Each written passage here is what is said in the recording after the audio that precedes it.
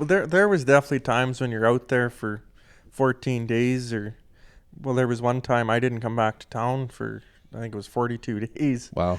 You're out there and you think you're out there in the middle of nowhere with 30 head of horses and people you don't know. And welcome to the Wilderness Wavelength Podcast. This is it, another episode of the Wilderness Wavelength Podcast. Welcome to it. My name is George, and exciting episode. We're diving back into the Willmore this episode. Scott Sunderwald back on the show. Hey, good to be back. And Scott, I'll let you introduce our guest this week. Yeah, we've got Monty Groat here tonight, which I'm thrilled about. We've talked about having Monty on here for a long time. Monty's only 24 years old. We're going to put that out there, and that's part of what makes us so special. If you're from the Northern Rockies, you've probably heard of the Groat family. If you're from Edmonton, Alberta, you've driven on Groat Road for sure, which is linked to the same family. Oh, wow, is it? Yeah. Cool. Yeah, and so a bit of a living legacy. I don't even think Monty knows how much of a living legacy he is, but he's going to find out as the years tick by. Both of Monty's ancestors, great-great-grandmother, great-great-grandfather, dated back to the fur trade here at the Hudson Bay Company. The Groats came in to survey for the railway and were trappers, outfitters, rodeo riders. Went deep into the Willmore and the backcountry. So there's just a lot of exciting things we can tap into tonight. I want to say, in my mind, Monty is one of the last mountain men, real mountain men out there. And that's what's so cool about this is he's a bit of a dying breed, and we'll tap into whether he thinks this way of life is going to continue. Yeah.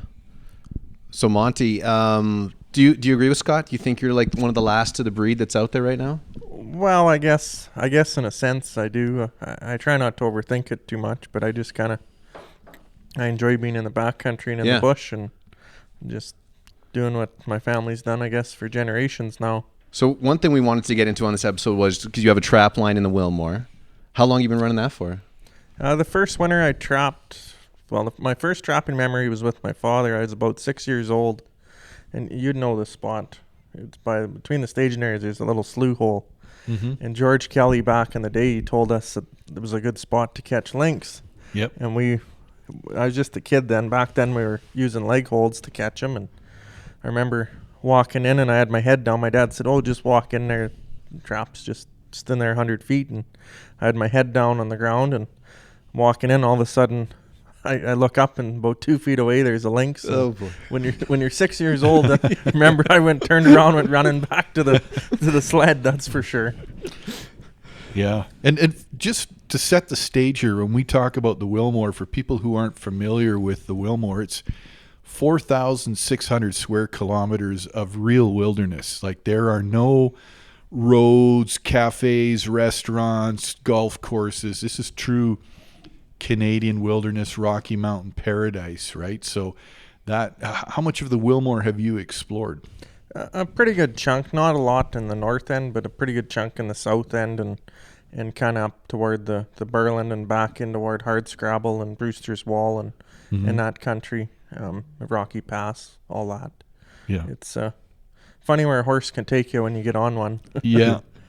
So you're spending the summers like on horse out there, and then in the winter, what's your like mode of transportation to get to the trap line? Usually it depends. Like, normally on a normal winter you'd use a snowmobile, but the last 2 winters we just haven't had the snow. Yeah. So I've been using a side-by-side or a quad to get around, and I enjoy a sled more. You get out there and it's one of them things, but you just use what you can use. I found this old book. I showed this to you the other day, Scott, too. So I found this old book, the Willmore Wilderness Park. Right. It's from like, I want to say the 67, something like that, 73. And I was just reading like about some trapping that they used to do there, like around World War II. They said the average trap line could gross the ambitious trapper between 1,500 and 2,000. That was in like 1945. And then prices slowly went down for a while, and then in the 70s they went up. Just curious, like, Monty, is this like something you could make a living at, trapping, or is this like a hobby, or how does it work for you? Well, like these days it's kind of hard to make a living with the price of everything. Yeah. And let's face it, everything's just so expensive. It's hard to. It's more of a hobby. You don't want to say it's a hobby, but it's just something you enjoy doing. It's a job you have to do. You don't make a lot of money doing it, I guess, is the best way to put it. You're not making thousands? No, you're not making thousands. At least not in our area, you aren't. What's the animals you're looking for out in the Willmore then? I got sets out for lynx, marten, wolves, Wolverine. And that's the odd mink that runs through there, fisher. What's your success rate looking like this year? This year's quite a bit down from a normal year. I think the weather conditions have a lot to attribute to it. But I've got a couple lynx so far, but it's just nothing's moving.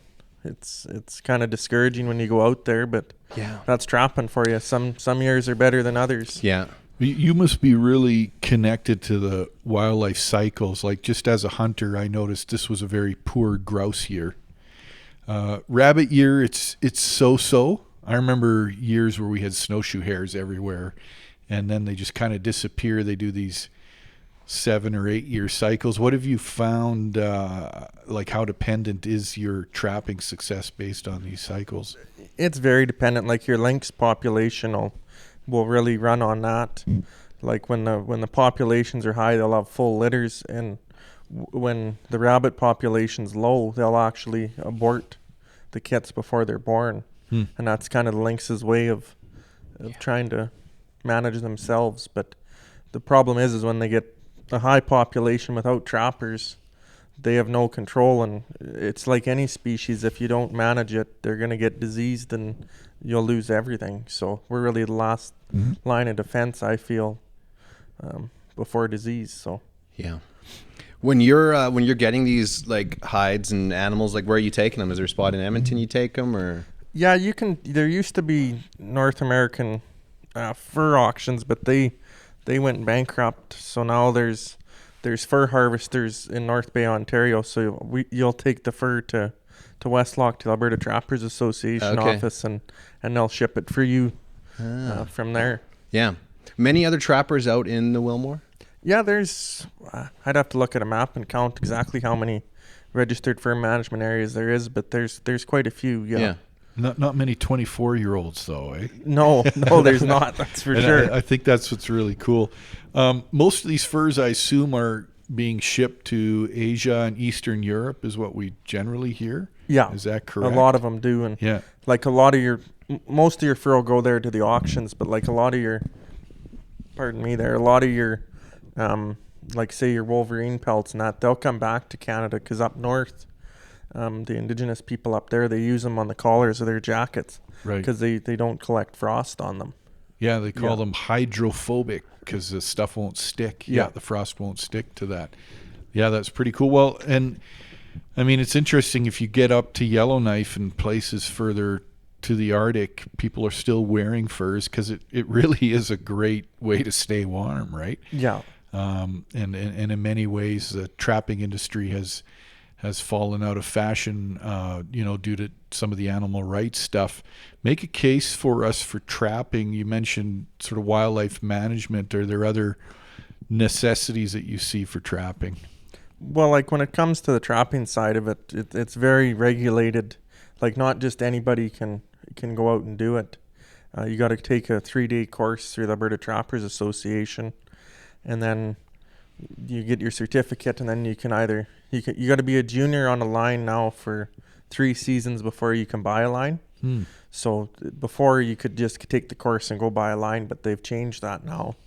And you also, all your traps that you use, and there's even regulations on snares now, but all your traps have to be certified. We have in Canada, there's a big agreement with, I forget what all countries there is, but all your traps, it's humane trap standards. So your traps have to be sent away, like before you buy them, they got to be certified to kill an animal. Well, render an animal unconscious within, I think it's 90 seconds.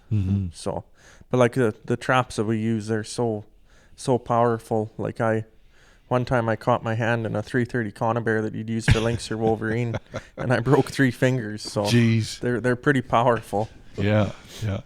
Do you got someone you're going with most of the time, or are you like on your own out there when you're? It's kind of hit and miss. Everyone's interested in going trapping to look at the weather forecast, but for me, that doesn't stop me. I've been out there. Last winter I did one check. It was 44 below when I left the cabin, and Wow. minus 38 when I got back. And you were by yourself. Yeah. Yeah, that's deathly cold. What's that cabin look like? We got kind of a fancier, I guess you could say, Yeah. trapper's cabin. We got power at it and everything, but Okay. it's Been in the family for a while then, or did you guys get the trap line from somewhere? Or? well, the trap line, I'll be the 3rd generation to trap on that line. My grandpa had it originally, Wow. and then it was passed down to my dad, and Yeah. now I'm trapping on it. Cool. So it's it's pretty cool to know that, like back in the day when my grandpa trapped it, he just had a walking line he did, and it wasn't very far from the cabin. You'd know the spot up over the notch, they call it. Mm-hmm. And he'd just walk up there, and last time I was up there was probably 6-8 years ago now, and right on the top of the height of land where the boundary is for the line, he had a teapot. Okay. And he'd walk up there, and that teapot was still there hanging in the tree Wow. from years ago. That's cool. Yeah. Yeah, there's so much history, especially when you have like you mentioned, the generations out there. Like, I'm just like, I've followed along with your Instagram there, just like your story throughout the years, and like seems like you spend a lot of time in the summer in the Willmore too. Yeah. You guys, so you're outfitting out there as well in the summer? Yeah. I'll be the 4th generation to outfit in the Willmore, so it's cool. Like we take summer trips out, and then the fall we'll pack resident hunters in. Yeah. And for hunting, you primarily helping hunters get moose, bighorn sheep. What's typically what you're after moose there? and bighorn sheep, and lately the last few years there's actually been a small increase in certain spots of the elk are making a comeback. So that's good to see. Yeah. Wow. Yeah. Because when I looked, I've known about your family history for many, many years, but even old Tom Groat, who, I don't know how many grandparents back he is in your bloodline there, but he had a big outfitting business for about 35 years in the Willmore as well. And of course the Moberleys too. And again, for our listeners here, this dates way back to the Hudson Bay Company, Jasper House. And the reason we have Jasper National Park named what it is from, people like this who set up the fur trade here on the Athabasca River. And actually a big part of the establishment of Canada as a nation was built on the fur trade. So, you're linked back to that whole history. Is that something you think about much, or? Oh yeah, you think about it. To me, it's a dying art. There's not a lot of people my age, I guess you could say, that are into the things I'm into. Like it's from packing a horse to trapping to reading rivers to reading horses, whatever it is. It's all kind of a dying lost tradition. That's if people like me don't take it on, it'll be lost. For sure. Yeah. And do you see in the future, teaching your kids and grandkids, and the hope is to keep this alive for generations to come? Oh yeah, for sure. Yeah, that would be cool to me. It's something you don't want to see end with my generation. That's for sure. Yeah. Do you see other young guys out there like outfitting, or is it all old crew now?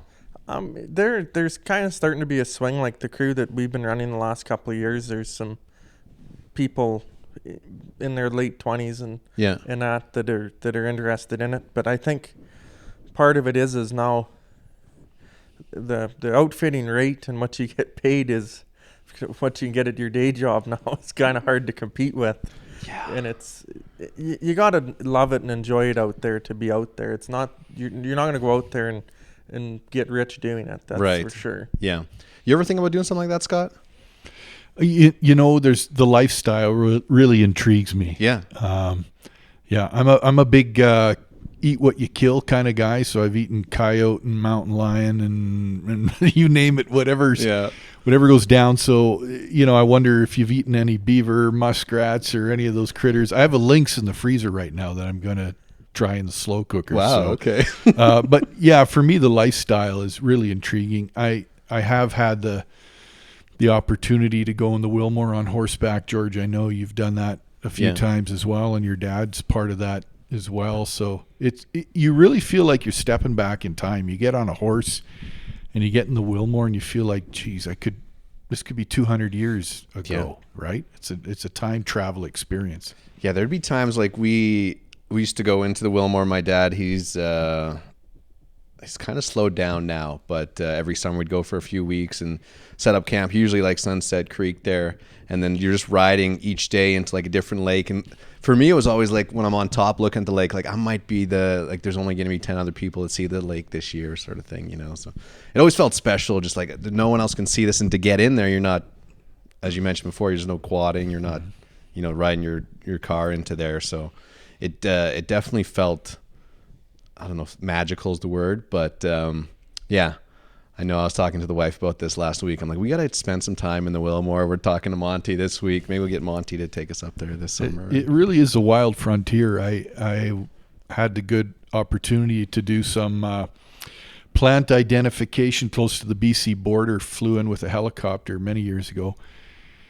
And on my lunch break, I hiked up to this peak because we were already in the Alpine. And I stood on this peak and I said, this is one of the few places in the world that I've been where I think I may be the only human that's ever stepped foot on this spot. And in the Willmore, that could be true. Yeah. I mean, we know for a fact that indigenous people were there for 10,000 years, but they weren't always bagging peaks, right? Mm-hmm. Yeah.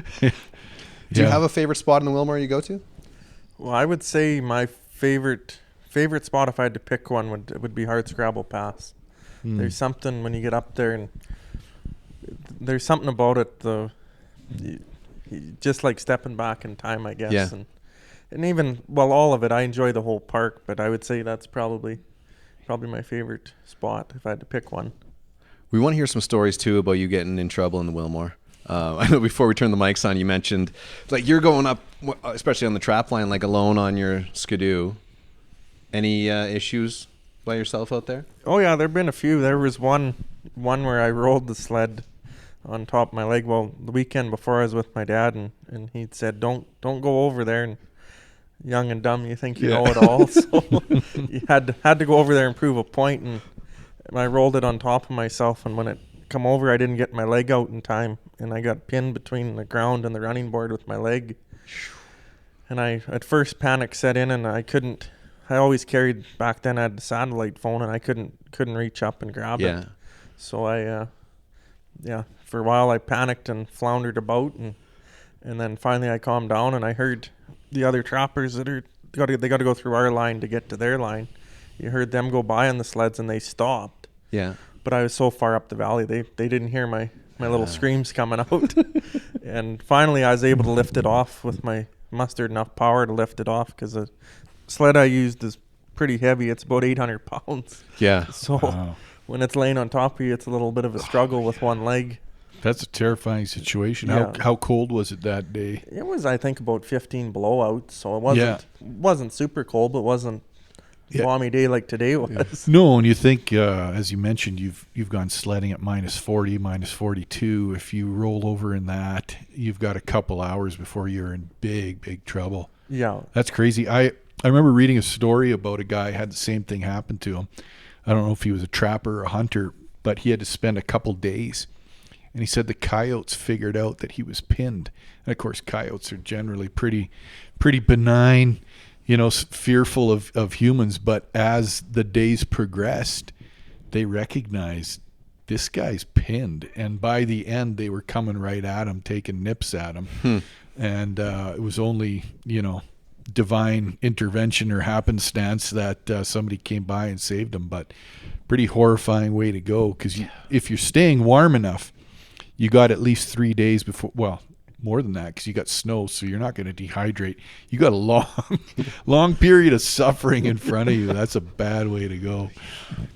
When you're in the Willmore, I know we've been up there a few times where just you get a storm coming in one night and the rivers change and stuff. Have you ever been trapped out there and you had to, what's your move? Well, never been trapped before, but we had one time we did a move from we were camped at Eagle's Nest. We had actually your last guest, Tara, her dad for quite a few years. Ray. We packed him around they did horse assisted hiking, and we were out on a trip with them.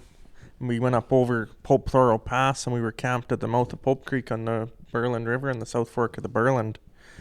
And we rolled into camp, and it started to pour, and it come down all night. Yeah. Well, we turned the horses loose, and we left them out overnight to graze like we always do. And the next morning, got up, and they'd went across the river. And I got up, and as soon as you woke up, you could hear the river from the tent. It was just roaring. Yeah. And had to go out and get the horses. So I was the one that was chosen to go across, being the young one. Yeah. So I put on my rain suit, and we grabbed some duct tape and duct taped my boots and around my stomach so it wouldn't get filled with water, and tied a lash rope around me. And out across the river I went, and it was up over my waist. Jeez. And it was rushing pretty good, but got out there. But it was nice coming back. I caught a good quiet horse and bailed on him bareback. So. Yeah. So are your horses hobbled then with bells at that time? Yeah, and I've been back there, and even with the hobbles and the bells, the horses can decide at 2 a.m, hey, we're heading home. Yeah. When they do that, there's no stopping them. There's a lot of times you got to bail out of bed and just throw your socks and your boots on, and away you go across the meadow with a halter to get them. Yeah, you wake up and you don't hear bells, and you're like, oh, crap, here we go. Yeah. Well, the worst one is when you wake up in the middle of the night and you're paranoid, and you think you hear bells below you, but they're not really below you. Yeah. So you get out of bed, you're warm bedded for no reason. You must have quite a few horse stories, eh? Like getting stepped on, kicked, thrown. Well, not so many of getting hurt, but there've been a few where you get on one in the morning and they're feeling a little fresh, but it's you try to do all the groundwork with them at home, so when you're out there it's pretty carefree. So yeah. And you've got some like, how old were you when you started going? Like, was your dad the outfitter then? Like, yeah, well, he's still the outfitter. I still just work for him, but okay. My first trip, I think I was 7 or 8 years old. Wow. Went out on that. So that's that's quite the start. And then you got into rodeo too? Yeah, well, as a kid I got on at the Brewer Rodeo, and my calf and cow riding career wasn't all that stellar. The first year I got on, I didn't get hurt. And then the last year I got on, I didn't get hurt, but I think I made 2 or 3 trips to the Hinton Hospital in the ambulance from there. I remember the one time I won the Hard Luck Award, and I got a picture at home, and I was wearing a hockey helmet with a mask on it, but it was a little too big for my head, and when I fell off the calf, his hoof went underneath underneath it, and I had a perfect calf print on my face. Jeez. I remember the picture, I'm holding the Hard Luck Cowboy Award buckle that I won. But anymore, I work for a stock contractor that supplies all the stock for the rodeos, and okay. I'd rather watch someone else get on it and get bucked off than get on myself. I know many of your uncles, and you do have many, so I can say that, and cousins. So they talked about growing up in Brule, chasing black bears up trees and for fun when they were kids, and riding broncs and bulls, and I've seen these guys at the Brule Rodeo, and I'm thinking, how much do you practice? You just kind of go cold turkey, or are you riding broncs leading up to this, or what's the story? Well, when I was a kid, that was just, you got on that one time a year, and that was it. And if you're lucky, you might get on a calf at home, because we had cows, but that didn't happen too often. Yeah. But I think anymore, the real rodeo cowboys, they definitely practice and get on practice horses. It's not just getting on and hoping for the best. Yeah. So did you grow up in Brule or Hinton, or no? what? In Hinton, just north of Hinton. Yeah.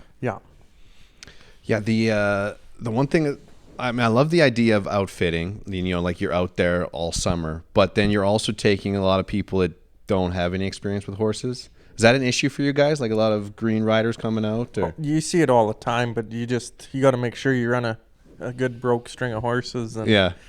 We've had people come from all over the world out on trips, and some of them never even seen a horse before. And you're riding for the next 5 days. Yeah. Sometimes the first morning when you're leaving the trucks, they'll come roll into the staging area and they get out and you're thinking, oh, this is going to be a long trip. But Yeah. usually by the end of it, you make pretty good friends with everyone. They're saddle sore. They can't walk for 3 days. Yeah. That's the biggest thing. The first day, you don't want to push it too far. Oh, right. Yeah.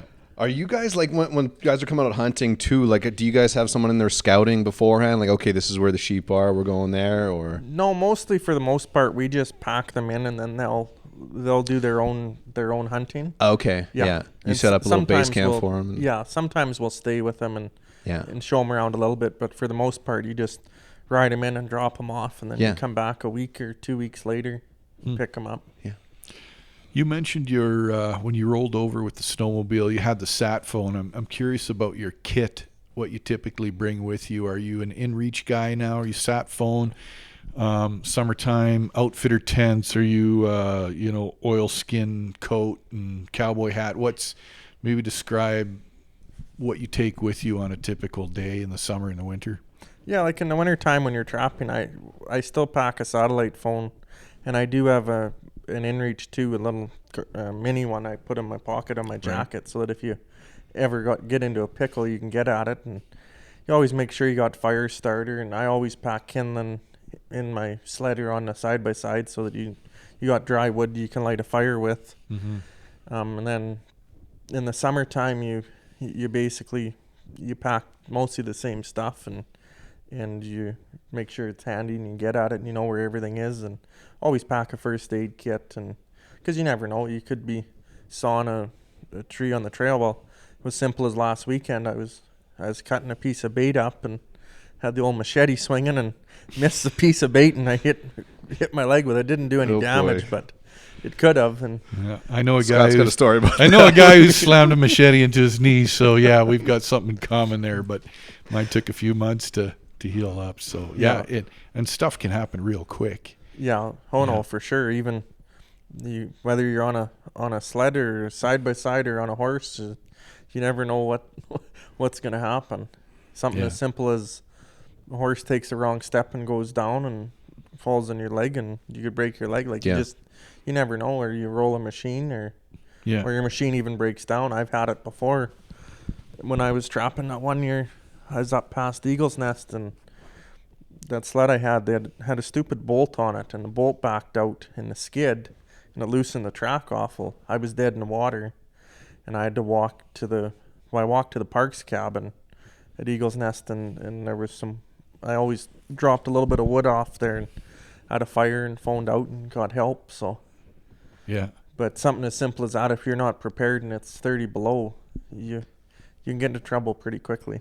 Yeah. When you're riding a side-by-side in there, like in the winter, is it pretty accessible to get most spots, or are you clearing out a ton? Or You're kind of stuck to the main valley in there, and for us, we're the only ones that are allowed in there, of course, because it's on our trap line. Right. We gotta get a permit and everything for it.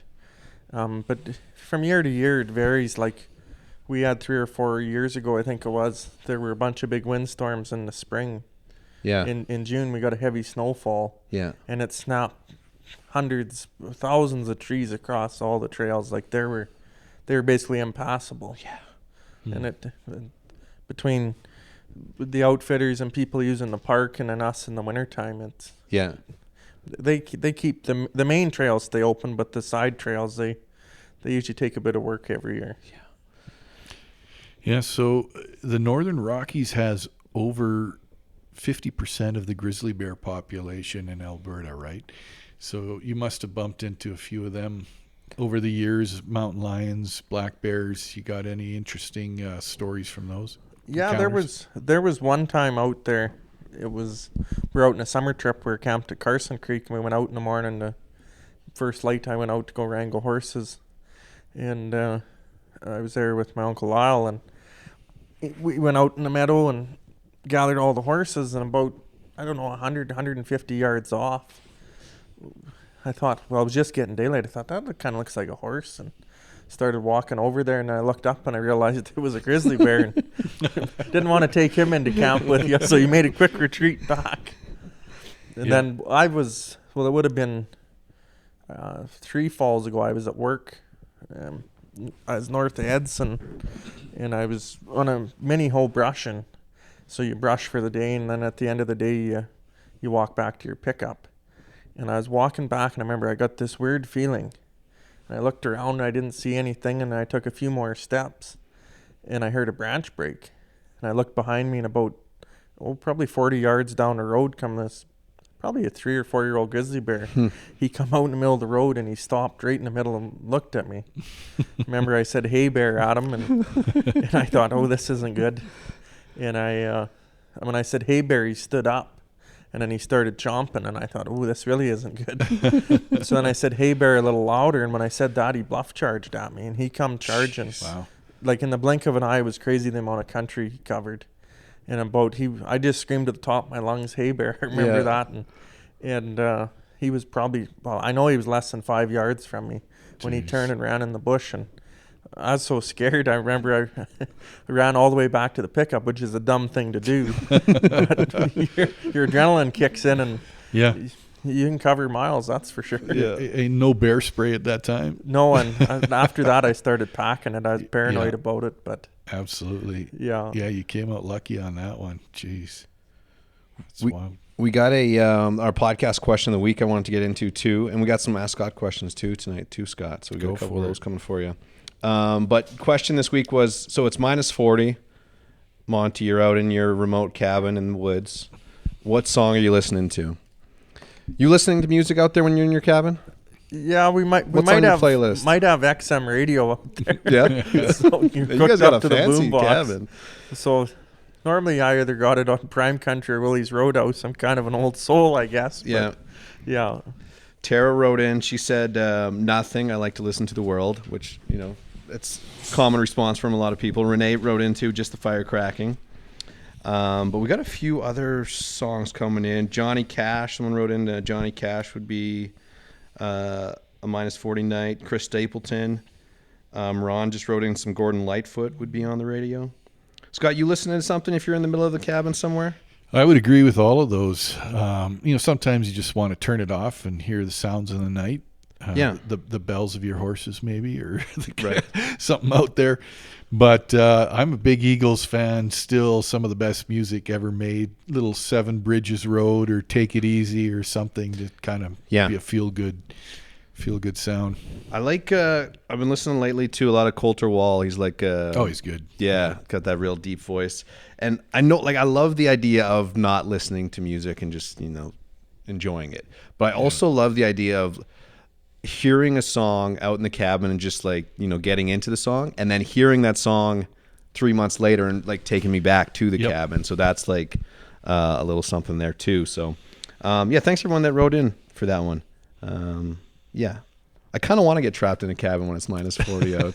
When's your next trip out, Monty? You heading out again soon to the trapline, or? Yeah, I'll be heading out again this weekend. I still got a bunch of sets out. Like Martin closes and Wolverine closes here on the 31st. So them sets are already pulled.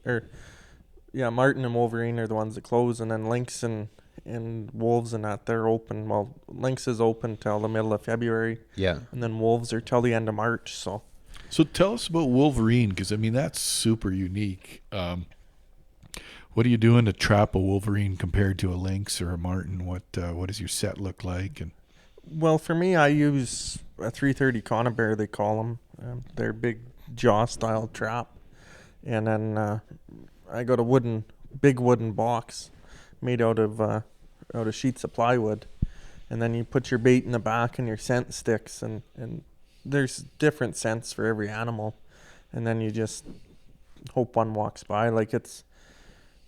I've been fairly lucky the last 6 years. I guess the last 5 years I've caught 6 Wolverine, which Wow. On our line they've really made a comeback lately. They're never, for the longest time there wasn't a ton of Wolverine sign. Yeah. And now there's at least 4 or 5 right now that I know, different ones that are running about. So you kind of want to manage them because they're like anything. They're hard in the spring when everything's lambing and calving. They'll go pluck sheep lambs and kill moose calves, and they're not afraid to. So you kind of want to keep them in check.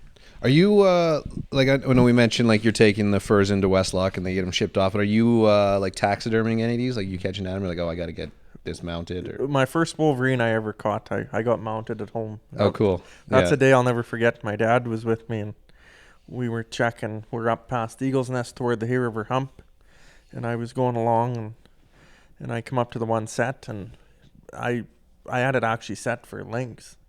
Like, the lynx and wolverine sets are basically the same. It's just the bait you use, and I drove up, and the wolverine was there, and I remember I went running down the trail. My dad was a ways behind me. I was pretty excited.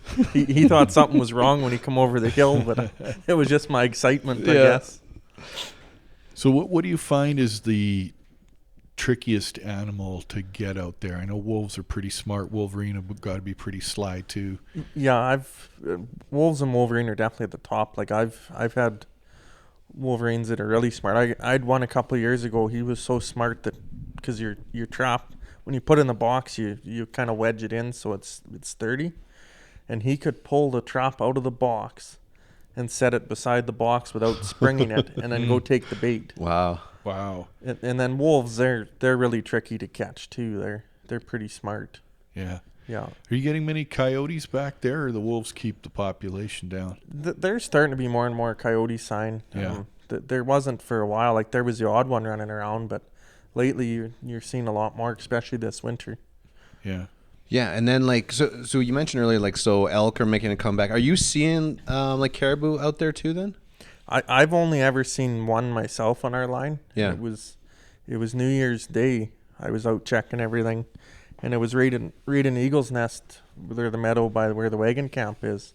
And I was sitting up on the high point overlooking the meadow, and there was 13 moose down in the valley. Sheesh. And I remember looking down there, and I thought, that sure don't look like a moose down there. So I got out the binoculars and looked across the valley, and it was a caribou. So I jumped on the sled and drove down there, and he wasn't even really afraid. And he took off over toward tree line, and right before I got to the tree line, I took my jacket off, and I waved it above my head, and that caribou turned, and he come running. He ran like 40 yards from me. Wow. Huh. Yeah, they're not the smartest animal. What's making coyotes and elk make a comeback then? What's the reason for that? I think the last few winters have been fairly Just easy. Relatively easy. Yeah. Like we don't have the snowpack we normally get. That's for sure. Yeah. Like usually by the time trapping season opens, you have enough snow to use a machine and like a snow machine. And even now, there's not enough snow. When you're, talking about that now, like when you're deep in the Willmore, are you noticing like fire issues, like forest fires going through? Well, they had one this year up at Brewster's Wall at Marie Lake there. They had a pretty big one. Well, it wasn't really big, but they had one come through there. And the landscape needs it, really. Yeah. Like everything's so over mature, and if it wasn't for different societies that are out there in the Willmore that are clearing trail and everything, a lot of the trails would be lost by now. Yeah. And everything's just so over mature. Like the valleys, like my dad tells stories when he was a kid, and his dad even told him stories that my grandpa told him, and of how good the grass used to be, and there never was any willows. And now them valleys are just getting choked right out by them. Yeah, it's inevitable then that something will happen, and like that's a spot where there's not going to be that easy response to like put out the fire. So once it's going, she's going. There was a big fire in the Smoky a few years ago, and they just let that one rip because there was no infrastructure that was going to burn, and it was huge. Yeah, and that's what the country needs. That's the way Mother Nature, it's meant to be. Like, it'd be like my ancestors back in the day, like up around Grand Cache, and that they burned all that country every year, and it's good for everything. Yeah, inevitable to be coming. Scott, we got a couple Ask Scott questions for you. Let's do it. Okay, this one came from Ken. He said, hey, Scott, what do you find to be the easiest fish to catch? You've been posting a lot of, you've been out ice fishing this winter a fair bit. Yeah, they're all up from Maxwell Lake in Hinton, right? Yeah. I actually got asked about that today. The guy's like, "You're really catching that stuff in Maxwell Lake?" Yeah, I was like, No, I'm not. Scott does not give away the secrets. Where he's catching his fish. The easiest fish to catch It's probably the northern pike, just because they're so aggressive, and you can throw frog lures, spoons, jigs, flies, just about anything, nymphs, and they'll hit it. So that's a really good one to go for. They're in super shallow water early in the season, and then they start going deep towards August, right when it gets hot. Yeah. But man, if you can find, I'm thinking of taking kids fishing, right? If you want guaranteed success, find a school of perch under your canoe. I mean, you can drop a naked hook on a line and they'll just hit it. But you got to find the school. Perch fishing is all or nothing. You're like either in the gravy or you're completely skunked, right? The other is ice fishing for brookies in November is complete magic. You want to get on first ice, put on your life jacket so you don't fall through. Yeah. Or you stay afloat. And there's something about November with the brookies and the spawn, but they will hit hard. Like there's times, you can catch 20, 30, 40 in an hour when it's really good. But even northern pike on a good pike lake, early summer, you can catch 60 in an evening. We did it last year. So those would be the easy ones. But fish is very seasonal. You've got to know where to go, what time, what to use, and all of that takes time. You do much fishing, Monty? Yeah, I do a fair bit, like when we're out in summer trips and that in the Willmore. There's a few little secret honey holes I know about that aren't too bad for fishing in. I don't know if I want to give away a hole. Whatever. It's in the Willmore. I just remember it. Man, it's probably like 20 years ago. But like the north and the south fork of the Big Berlin, there's that pool there. You know what I'm talking about? Yeah, I know exactly where you're talking about. I caught. I can't remember. We were there for hours because like you're just overlooking. You see all the fish in there, and I'd caught a little guy, and there was a big bull trout that was chasing him in as I was pulling him up. And it was just like such a memory for me still. I'm like, I got to go back to that spot to catch a fish. So yeah, no, there's quite a few good spots in the Willmore. That's not too bad a one. Yeah. But there's a few that I'll keep under my hat that I know are pretty good to visit. It doesn't matter what time of year you really go to them. So people get mad if you give away too much info on your good fishing spots. But I feel like if you're in the Willmore, you'll know that spot because it's pretty obvious and a nice little area. I'm just curious a little bit more about the trap line too before we get into the next Scott question. Are you out there weekly then? Is that the plan? Like be out there every week? Like in the winter time, like so I mainly trap from Martin season opens November 1st. Yeah. And then Wolverine are open November 1st, but I normally don't set up for them, and then Lynx till December 1st. Yeah.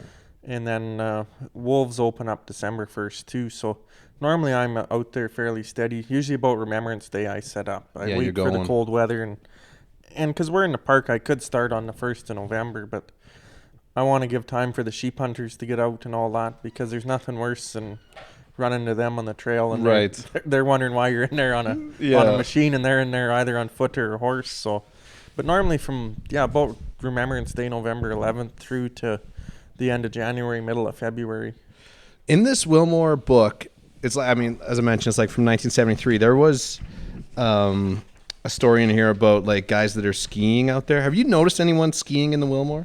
Yeah, there's the last few years it's kind of picked up, and there's a fella from Brule there. I haven't seen him in the last 2 years, but he'd go out there with him and his dog. Yeah, and he'd go out for sometimes a week or 2 weeks, and he'd get put on his snowshoes and away he'd go. Yeah, and but yeah, there's more and more people going in, especially on our end of the park, because up around Rock Lake there's a couple backcountry lodges, so yeah. There's people. It's definitely busier than it used to be up there in the wintertime. You're accessing primarily from Rock Lake then? Yeah. Our line goes out of Rock Lake. And okay. Yeah. Okay, Scott, one more Ask Scott question for you. Yeah, let's do it. Love hearing the stories about taking kids camping and exploring. Curious, with 6 kids, what was the longest camping trip you went on? And that one's from Brenda. Well, there's front country camping and back country. Front country with 6 kids isn't too bad. I always called it a circus tent. Like I bought the biggest tarp I could find and put it up. And, you know, if it's pouring rain, you can have a fire under there. Yeah. Everybody's dry. You got your tent, and we'd hang out for a week or more in some places. Yeah. Backcountry's a little different with 6 kids. That's a little tougher. Yeah. You're packing a lot of food. We do a couple overnights. You know, I remember doing a backcountry trip in Whitehorse Wildland in the pouring rain for like 3 days solid, and we had our 6 kids back there, and I was like, man, they've suffered long enough. And we came back. It just didn't stop for 3 days. So, but you can do it. You know, kids are a lot more resilient than people give them credit for. You just have higher expectations. They're tough. Yeah. Kids are tougher than you know. Like I said in our last podcast, we had our kids climbing mountains at age 5, 6, 7, you know. Yeah. Stuff that some 20-year-olds are having trouble getting up, but they weren't complaining. They just thought it was normal life. Yeah. Because that's what we did, right? Canoe trips, you know, get your kids out in the canoes. So I met too many parents who think, the kids are young and we'll try this when they're teenagers. And then they wait too late and the kids are teenagers, and then the kids aren't into it because they're just all about video games and city life. You got to start them young. That's really the trick. Yeah, I know. I think I brought this up on a podcast before. I feel like I underappreciated going out into the Willmore as a teenager. You know, I just wasn't like. And now looking back, I'm like, man, I was lucky to be out there. But at the time, it just kind of felt like, oh, what am I doing here, sort of. But Monty, like, you started young. Did you really, like, were you appreciating the whole time, or was there sometimes you're like, man, I don't know if I want to go to the Willmore? Or... Well, there was definitely times when you're out there for 14 days or. Well, there was one time I didn't come back to town for, I think it was 42 days. Wow. You're out there and you think you're out there in the middle of nowhere with 30 head of horses and people you don't know. And when you're younger, you think, oh, all my friends are in town. They're hanging out. Yeah. Going to Dairy Queen and doing all that. And what am I doing out here? And then you, I guess, grow up a bit and get to be where I am now. And you think, wow, I'd give anything to go back out there like it was. It was just such simple times. Yeah. So you're 24. Do you have a plan for the future? Like, what's your dream look like? Is outfitting the thing, is trapping, or what are you thinking? Oh yeah, for sure. I'd like to keep them both going. Yeah. It's been in the family so long, you'd hate to see it die out. Yeah. And like with the outfitting thing anymore, it's so expensive to operate. You don't make a ton of money doing it. Yeah. But you can still make a decent living doing it. But the biggest thing is your overhead's so much anymore. And people, it's funny, they'll go on a vacation down to Mexico and spend $10,000. But you go out on a summer trip and everyone's interested till you give them a price. Yeah. And then sometimes the interest falls away very slowly, but... I don't know if we mentioned this yet, but lazyvu.com would be Rocky Mountain Pack Trips. That's your company there. You guys pretty busy throughout the summer then? Like, is it steady? Yeah, it kind of varies summer to summer. We were really, really busy up until the COVID years, and then it kind of died out. But now it's seeming to make a bit of a comeback. Yeah. Where are most of your clients from? Are they Americans, Europeans, Canadians? What are you seeing? Lately has been Canadians, but before COVID, you were getting lots of American clientele, and we get people from all over the world in all different walks of life. It's kind of cool to sit down with them at night around a campfire, and the stories come out, and you learn a lot about people. Yeah, absolutely, and people looking for that real wild frontier of Canada. Willmore is definitely it. Like, I looked at some of the old history books, and I guess it's relatively new history, but Bing Crosby would come up here and hunt sheep, and people from France come here every year because they're looking for that last remnant of real Canadian Rocky Mountain wilderness. And I mean, that's what you get to see every day out there on the trapline, which is really quite amazing. And what's cool to me is really cool is to see it in all 4 seasons. Not a lot of people get to see it like that. And I always say the best part is when you turn off the highway and you put your phone on airplane mode, and or you get on a horse and leave the staging area and you get 5 minutes out, and it's just like the weight of the world falls off your shoulders, and you're just out there. It's just stepping back in time, I guess. Totally. Yeah, that's the feeling I always get. Yeah. Well, and we're lucky that the park was made into a park, because you go down the horse trails and you see what was happening. There's the old cat tracks and all the cut lines that they put in, and you got the steam engine up Pope Thoro. Like, you knew if they didn't make it a park when they did in 59, it would have been, well, all the accounts are there as to what it would have been today. It'd be like anywhere else in the province, and it wouldn't be as special as it is. And so few Canadians know about the Willmore, even Albertans. I had to chuckle because as George knows here, I grew up in Germany, a German father. But I went back with my family, and I was reading this outdoor magazine, and there was this huge article in German about the Willmore. Oh, cool. And they were going on, and they showed all these photos of places I've been and know, and I thought, isn't this amazing? I had to fly to Europe to dig up this magazine that was showcasing the Willmore, and the Germans were just freaking out about this amazing place that was just so massive and wild. And I think it's very underappreciated in Alberta and Canada and North America, what we've got right out our back door, Well, and I've always said too, and I still think you can drive through Jasper and Banff, and sure, it's beautiful, but there's 10, 20, 30,000 people a day seeing it. Yeah. You can get out on a horse in Willmore, and you go out there, and once you get past Eagle's Nest, you might not see anyone for the remainder of your trip. Like, you might be the only one to see certain things. It's totally different than your front country experience going out there. Yeah. I wanted to connect a bit more on the trapping stuff, because I find it really interesting, and I think a lot of people are so detached from trapping they don't see the connection to everyday life. I was listening to folks talking about the show Yellowstone, which I'm sure you know, famous show. And what happened is, after the show Yellowstone came out, so many Americans wanted to buy cowboy hats to get on board. And it caused a shortage in beaver, and most people didn't know that there was beaver felt in cowboy hats, right? Yeah. So that's a trapped resource, right? So interestingly enough, even people who were anti-trapping wanted their cowboy hat, which had beaver felt in it. Or for Canadians, the very famous coat company, Canada Goose, and the fringe. We talked about the hydrophobic fur. Coyote's not quite as good as Wolverine, but it's not bad.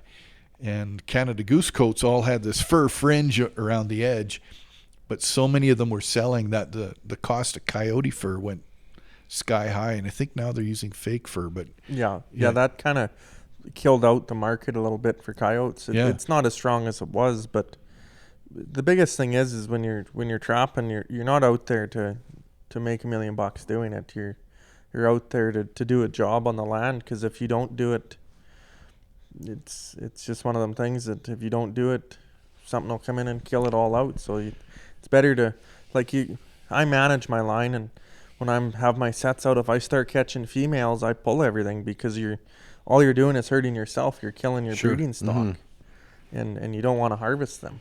Well, there is a balance of nature thing, and so often we think wilderness is defined by a place that's void of humans, but that's not true. Wilderness in North America has had people here for at least 10,000 years, maybe more. And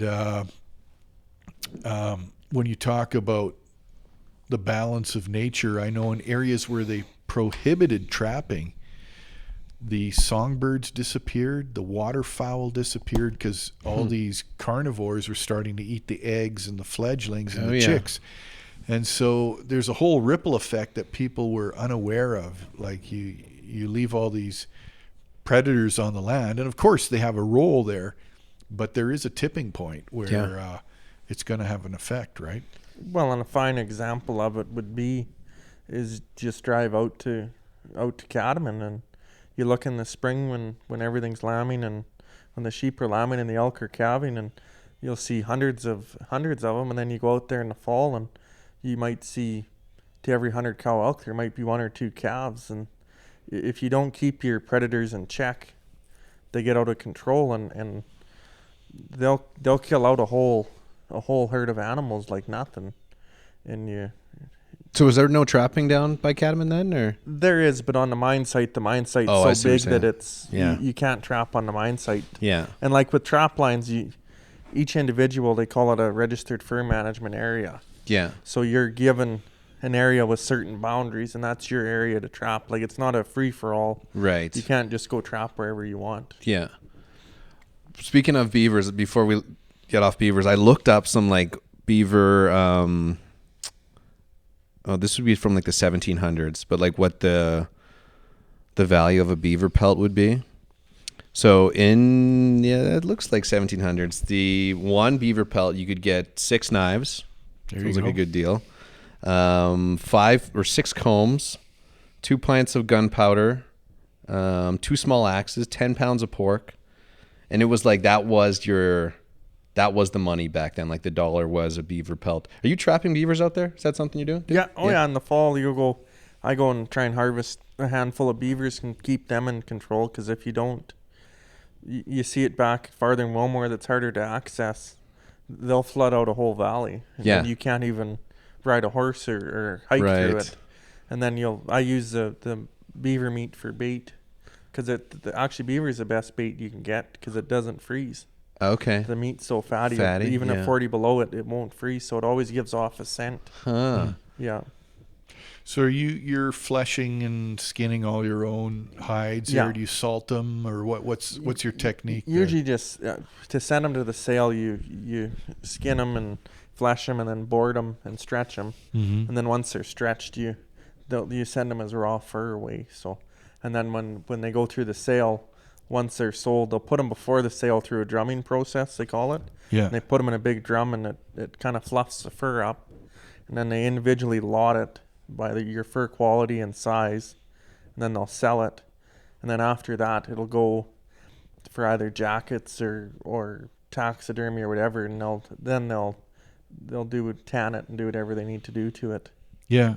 So for curiosity's sake, rank the value of fur for us from the critters. You got marten and otter and beaver and lynx, wolverine, wolf, coyote, all of those. Yeah. Put them in order of from least to highest value. Probably right now your least value would say be a weasel. And then, Red squirrel. Yeah, red squirrel and weasel are probably about the same. Yeah. And then you got working your way up, you'll have like your otter and your beaver and your fisher and marten, lynx. Wolves and wolverine usually go for the top dollar. Is that right? Eh? Yeah. Like if you get a big wolf hide right now, it's nothing to get $600 to $1,000 for it at a sale. Yeah. Wow. Well, Yeah, like 600 to 1,000 is a pretty good dollar when you. Yeah. And it's all population management, so it's good to do. And the wolves you're getting, are they primarily that sort of silver coat or black or white and brown? I've seen all sorts here. Yeah, it kind of all depends on the pack that comes through. There's some that they'll be straight black, and some are you get the gray and black. And years ago when I was a kid, my dad he caught a few. They were like a blue roan color. Mm. Yeah, so they really do vary in colors. Yeah. Depending on and I don't know what makes them turn what color they do, but yeah, like last winter we got a few straight black ones and then a couple gray ones, and yeah. if someone's listening to this and they wanted to get into trapping, get a trap line, is that like, are you just trying to buy someone else's trap line? Is that the move to get into it now? Yeah, that's the thing. You like I said earlier, you have to go take a standard trappers course through the Alberta Trappers Association, and then you got a junior on the line for 3 years, and there's lines all the time that pop up for sale. Okay, yeah. But anymore, it's kind of some guys think they're worth $1 million, and they're not. It's at the end of the day, it's just a fur management area. So right. Yeah. My dad was thinking about doing it for a while. There's like a trap. I don't know if it's still for sale, but it was a few years ago. Just little bit north of Edson there. He was looking at one and he was like, yeah, that would be fun. Like, I had a little cabin on it. He's like, we can go out and do it. But I can't remember. The guy who was selling it wanted a lot of money for it. And my dad's like, it's just, I mean, at that point, you're not making it back. Like, you got to have the money, and then it's just a hobby essentially for him. So Yeah. That's a good way. I've always said it's a good way to pass the winter by. yeah. It's kind of funny with my dad and I joke around that our years are always busy because January through to February you're trapping, and Yeah. we got cattle at home too. So Okay. Yeah. then in March we're calving, March and April, and May you turn the cows out to pasture, and then June you're gathering horses and getting them ready for the trail, and yeah. usually in the middle of June through to the end of October you're doing summer trips and packing around hunters, and then the first part of November you're right back out on the trap line. So Yeah. it doesn't give you too much free time. So yeah, have you ever gone for a holiday, Monty? Yeah, it's always a holiday when you're out in the bush. I always suppose. say. Yeah. If it's what you love, right? Yeah. Well, you got a day job too. Yeah. So how do you do that in the summer then? Are you able to take off a bunch of time? Yeah, or? I get holidays, and you kind of plan your holidays and bank up time, and Yeah. I got a pretty good boss that's understanding of it all, so Yeah. that helps too. Perfect. I was going to ask you too about hunting, because I'm sure you're squeezing hunting in there as well. Yeah. What's your hunting season look like this year? Was it good? The last couple of years, last year I made it out once. Oh boy. I got a bull elk when we were out, so that was some good luck. Well done. And then the last few years I haven't made it out a whole lot because normally you're busy in the fall trying to haul hay for the winter and get all your fall chores done. But I was lucky when I was 12 years old. I went out with my Uncle John at the time, and we went out in the Willmore on a sheep hunt, and that was the first big game animal I ever harvested was a bighorn sheep. Wow. Yeah. Cool. When you're 12. Yeah. Wow. Were you up high? Did you guys climb pretty high? Yeah. Yeah. Yeah, I was. I got to give him credit for everything. I was kind of the straggler behind coming up the mountain. Yeah. So. Yeah. Well, that's great. And you've probably shot moose in the back country there too. I haven't shot one myself yet, but I've been out on a few times when guys have got them. So You guys are packing that out on horses. yeah. I always wonder how the horses deal with that. Yeah. You know, just the scent of that. Do you find that they're kind of antsy with it, or? At first, if you got a young horse, sometimes they'll snort and blow a little bit at it, but once they do it a time or two, they kind of get used to it. Calm down. Yeah. And the biggest thing is you don't want to sour up your horses. Like you never want to pack them too heavy either, because they'll sour up on you. So normally, like on a full-grown horse, you'll only put like 60 pounds on each side on them, so they'll have 120 pounds, then a light top pack. So Yeah. you see some guys out there. It's kind of comical when you're out in summer trips and you see groups of people that are on their vacation and they got these big, huge top packs and ugly packs, and you see them all the time repacking their horses, and you're riding by with 30 head and you don't touch a pack all day. It kind of makes you feel different, I guess. How old were you when you tied your first diamond hitch? I was probably 10 or 11. Yeah. It was a while ago now. Yeah. Yeah. That's good. Had to stand on a stump. I remember that. Stand on a stump to be able to reach up top to tie the diamond. I know my dad always, we used to go on the trips there with a couple of his buddies, and they would bring in their pack horse, like they'd have all like these amenities. My dad would just be like watching them pack. Like, you're bringing pillows? Like, what are you, like, where are we going to the Holiday Inn? Yeah. And he got it down pretty good. So we have like, probably 4 or 5 pack horses with us going out. But like, how big is your pack train when you're going out there with the crew? Anywhere from, it depends on the group size. Usually anywhere from 15 head of horses to, I've been out before with would have been 35 roughly. Yeah. We did a trip one time. I was just a kid then. It was in 2009. It was from Grand Cache to Jasper, and it was a 14-day trip. It was to commemorate 100 years of my ancestors getting kicked out of the park. Okay, yeah. And there was 35 people on it, and we had 75 head of horses. There was a few outfitters. There were, I think, 4 outfitters involved in it. Yeah. But yeah, we were out for 14 days, and we rode from south of Grand Cache at Victor Lake down through the park, and Snake Indian, right? Snake Indian. We came out at the Moberly Homestead behind snaring there. Wow. Yep, and you're going back to history where we started from. You've got some Moberly in the blood there, right? Yeah, which is again just an incredible local name with the fur trade and predating the fur trade. So Yeah. it's. I often think about it when you're out on trips or something. You look around and you think, how many of my ancestors and that have been there before, and it's kind of cool to me. It's a piece of history, I guess, that if people don't keep up on it, it'll be lost. Yeah. Do you feel like the Willmore is always going to be like, just when I was reading this book, it's like, hey, they're real happy they made this, like the Willmore Wilderness Park, and so no, industry is going to be happening there. Do you feel like there's a push for industry there now, or is? I think there has been slight pushes over time, but it's got its own act in government. And unless they change the act, which they can't really change, it'll never be commercialized. Like, there have been people have tried to put big lodges back there, but it's never gone through, and it's good that it doesn't, because you need to keep the land the way it is, and it's really I think the true last untouched piece of the province. Yeah.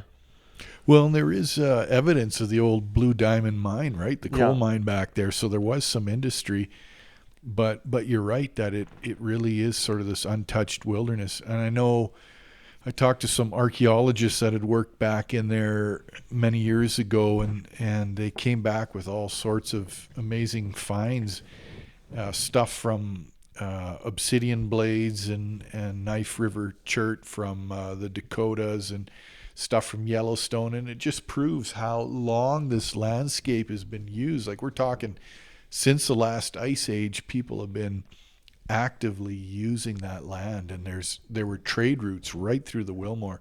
So I always think about that when I'm back there. Like, this is the history's amazing. Yeah. And we've only scratched the surface. We don't really know half of the, well, geez, maybe 1/10 of the stories of things that have gone on back there. You know?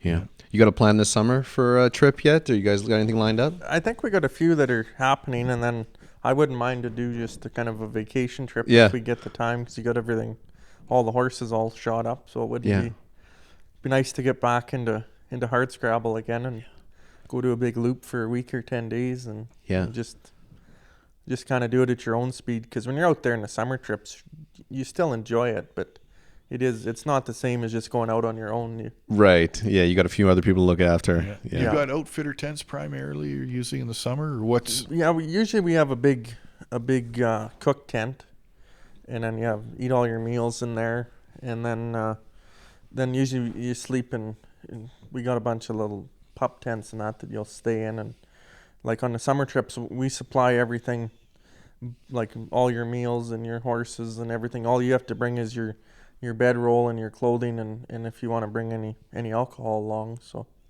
that's about all you have to bring on a summer trip. So no big fluffy pillows. No. Well, my bedroll is kind of a deluxe bedroll, I guess you could say. It's got a nice pillow on it. That always helps. Yeah. I just remember that my dad, he talked about that for like a year straight, probably like, oh, they brought pillows with them. And, like, he's like, we're sleeping, our pillows, our jacket, and you're sleeping on the, the horse blankets and stuff. But it was like such a big thing. You got pillows in there.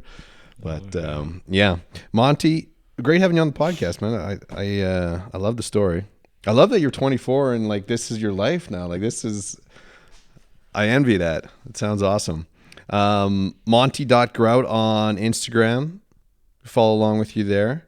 I think it's Monty_Groat. Or is it Monty_Groat? Yeah. Okay, Monty_Groat on Instagram. And then lazyvu.com would be your outfitter tent or outfitter Rocky Mountain pack trips. Anything else we should be tagging you in on that? No, I think that's the best way. You kind of hit all the main ones. So Scott at Northern Rockies Bushcraft. Yeah, and Monty, I can't wait to, Lord willing, hear your stories 30 years from now, and I'm sure there'll be a lot more. Yeah. Like, as Scott mentioned, like, the Grouts, like, just iconic name in the Northern Rockies, so. And I'll say this. I've never met a Groat I didn't like. They're really a great family, good characters, hardworking people, really know the land, you know. Yeah. Yeah, it's a good family to be part of there, Monty. We Scott, I should mention too that you got your book. You're working on your book coming out in September. You just posted something on your Instagram for you're looking for a title page for your book. Is that the? Yeah, it's getting real now. I got to find a title page and different things. So if people want to put their vote in, I've got a couple photos there. And yeah, it's all about bushcraft, wilderness adventures, misadventures, lessons learned the hard way. Yeah. But if you like the outdoors, it'll be hopefully a good read Right for up your alley. folks. Yeah. Thanks for coming on, Monty. Yeah, no, thank you Appreciate guys for having me. It was good to be on. If you want to get a hold of us, wildernesswave@outlook.com. Send in a question for Scott too. You can do it that way, and leave us a review if you're listening on Spotify or Apple. That's always super handy. And tell a friend. We'll talk to you guys next week. Bye-bye. Wilderness Wavelength.